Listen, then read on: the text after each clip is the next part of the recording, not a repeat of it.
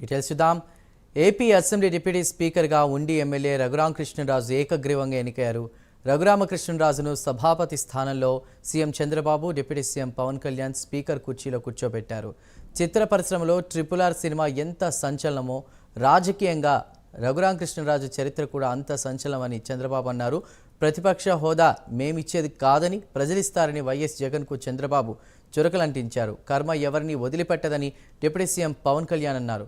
రఘురామకృష్ణరాజును తన నియోజకవర్గంలో అడుగు పెట్టనివ్వమని ఛాలెంజ్ చేసిన వారు ఈరోజు అసెంబ్లీలోకి అడుగు పెట్టలేకపోతున్నారంటూ కూడా పవన్ కళ్యాణ్ ఎద్దేవా చేశారు. వాడటం, బెదిరించడం, ఆ రోజున గౌరవ ముఖ్యమంత్రి కోసం నేను కూడా స్పందించాను. భయం వేసింది మాకు, ఆయనకి ఏం జరుగుతుందని చాలా ఆవేదన కలిగింది. చాలా బలమైన ఇబ్బందులు ఎదుర్కొన్నారు. నాకు నిజంగా ఆ రోజున అనిపించింది, క్రిమినల్స్ కనుక రాజ్యాలు వెళ్తే ఎలా ఉండదు, ఎలా ఎదుర్కోవాలి. సో ఈ ప్రభుత్వం తాలూకు వ్యతిరేక ఓటుని చీలనివ్వకూడదన్న నా ఆకాంక్ష ఈ రోజున మిమ్మల్ని ఈరోజు డిప్యూటీ స్పీకర్ పదవిలో చూస్తుంటే నిజంగా నేను ఆ రోజు నా ఆవేదన, నా ఆక్రోశం ఈ రోజు మీ రూపంలో డిప్యూటీ స్పీకర్గా మీరు ఉండటం నాకు నిజంగా చాలా చాలా ఆనందంగా ఉంది. ఇక్కడ మొన్న ఆ రోజు మీరు కూడా ఉన్నారు. మనం సభ ప్రారంభమైనప్పుడు దాదాపు ఇక్కడ సభ్యులందరూ కూడా దాదాపు 80% సభ్యులు మన అచ్చెన్నాయుడు గారి దగ్గర నుంచి, మీ దగ్గర నుంచి, చంద్రబాబు నాయుడు గారి దగ్గర నుంచి అందరూ కూడా ఏదో ఒక రకంగా క్షోభ అనుభవించిన వాళ్ళు, బాధలు అనుభవించిన వాళ్ళు, సోషల్ మీడియా అబ్యూస్ని భరించలేని నాటి 100% అందరూ ఏదో ఒక విధంగా సోషల్ మీడియా అబ్యూస్ అయితే జరిగింది. ఇలాంటి పరిస్థితుల్లో మనందరం కలిసికట్టుగా ఉండి ప్రజాస్వామ్యాన్ని కాపాడినందుకు మనస్ఫూర్తిగా ఈ సభకు నేను మనస్ఫూర్తిగా ధన్యవాదాలు చెప్పుకోండి మీతో. అలాగే కర్మ ఎవరిని వదలదని, మిమ్మల్ని ఎవరైతే మీకు అడుగు పెట్టనివ్వం, మీ నియోజకవర్గంలో మిమ్మల్ని అడుగు పెట్టనివ్వం, మిమ్మల్ని అడుగు పెట్టనివ్వం అని చెప్పి ఛాలెంజ్ చేసిన వాళ్ళు ఈరోజు అడుగు పెట్టలేకపోయారు. కర్మ అంత బలంగా ఉంటుంది. 56,777 ఓట్లతోటి దాదాపు 59.80% ఓటుతోటి గెలిచి మీరు ఎమ్మెల్యేకి వచ్చారు ఉండి నియోజకవర్గం. ఈ రోజున వాళ్ళకి వైనాట్ 175 అలా అన్న మాటల దగ్గర నుంచి కానీ ఈ రోజున అడుగు పెట్టడానికి కూడా భయం ఉంది. మిమ్మల్ని ఎదుర్కోవాలంటే భయం. ఎందుకు మనం వ్యవస్థల్ని కాపాడాలి, ఎందుకు రూల్స్ పాటించాలి అంటే మనిషి అధికారం మదం ఎక్కి కరెక్షన్ మొదలవ్వాలంటే భావ ప్రకటన, భావ స్వేచ్ఛ మీద ఇష్టానికి మాట్లాడేస్తూ ఉన్నారు అందరూ. మనకి గౌరవ మంత్రి లోకేష్ గారిని బదులు పెడతారు. ఏదన్నా అంటే భావ ప్రకటన, భావ స్వేచ్ఛ అంటారు. దీనికేదో ఒక ఫైనల్ కరెక్షన్ ఈ సభలో జరగాలని కోరుకుంటున్నాను.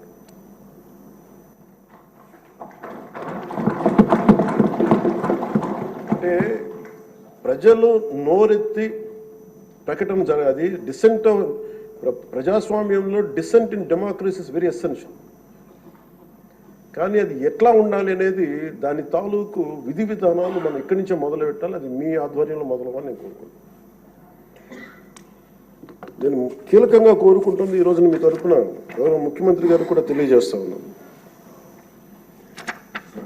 Social media abuse protection bill అత్యంత తక్కువ సమయంలో రావాలి, బాగా చర్చ జరగాలి. మీరు డిప్యూటీ స్పీకర్ హోదాలో ఉండి, అయ్యన్న పాత్రుడు గారు స్పీకర్ హోదాలో ఉండి మీ టెన్యూర్లో social media abuse protection bill రావాలి. అదే అపోజిషన్ కుర్చీలో కూర్చున్నాను. ఆ రోజులు ఇప్పుడు కూడా గుర్తొస్తాయి.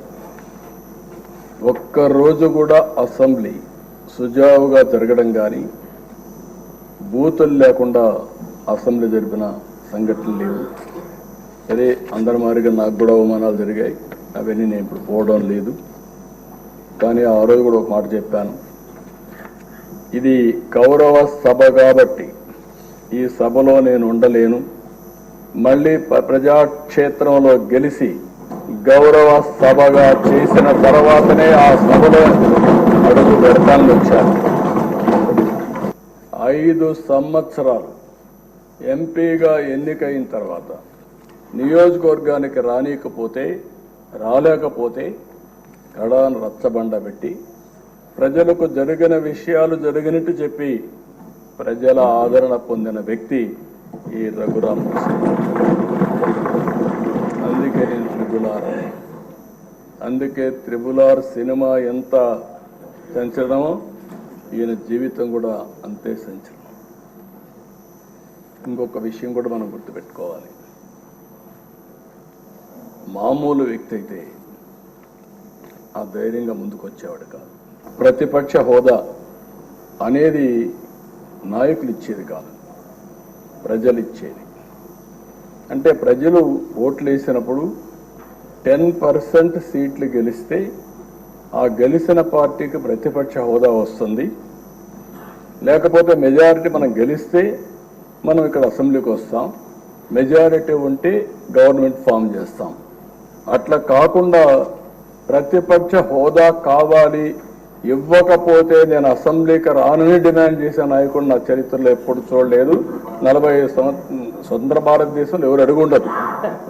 అంటే మనం గుర్తుపెట్టుకోవాల్సిన ఒక వ్యక్తి యొక్క వ్యక్తిత్వం, ఆలోచన విధానం, డిమాండ్ చేయడం, డిక్టేట్ చేయడం, శాసించడం, ఇవన్నీ కూడా ప్రజాస్వామ్యంలో ఎప్పుడు కూడా ఉండవు.